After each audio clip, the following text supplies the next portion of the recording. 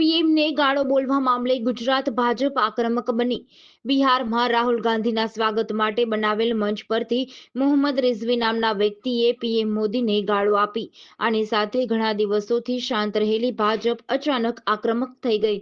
રસ્તા પર ભાજપ કાર્યકર્તાઓ આક્રમક વિરોધ પ્રદર્શન કરી રહ્યા છે, જ્યારે મંચ પરથી ગૃહમંત્રી અમિત શાહે આને ચૂંટણીનો રંગ આપતા કહ્યું, જેટલી ગાળો પીએમ મોદીને આપશો એટલું જ વધુ કમળ ખીલશે. કોંગ્રેસનું કહેવું છે કે રાહુલની યાત્રાથી ધ્યાન હટાવવા માટે આ ભાજપનું ષડયંત્ર છે.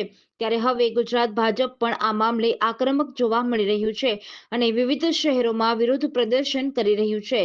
અમદાવાદ શહેર ભાજપ અને યુવા મોરચાએ એલિસ બ્રિજ વિસ્તારમાં ટાઉન હોલ પાસે રાહુલ ગાંધીનું પૂતળું બાળી વિરોધ નોંધાવ્યો હતો.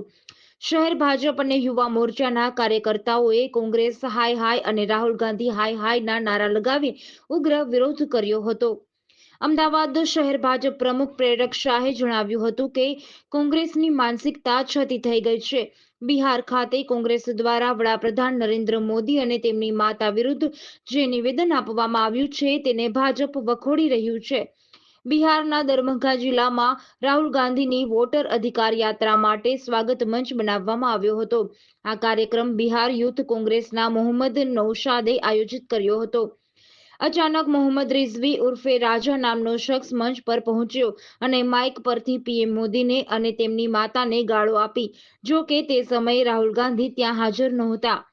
ઘટનાનો વિડીયો વાયરલ થયા બાદ દરભંગાના ભાજપ જિલ્લા અધ્યક્ષ આદિત્ય નારાયણ ચૌધરીએ સિમરી પોલીસ સ્ટેશનમાં રિઝવી સહિત કેટલાક લોકો વિરુદ્ધ અપમાનજનક ભાષા અને ધાર્મિક લાગણીઓ ભડકાવવાની કલમો હેઠળ એફઆઈઆર નોંધાવી.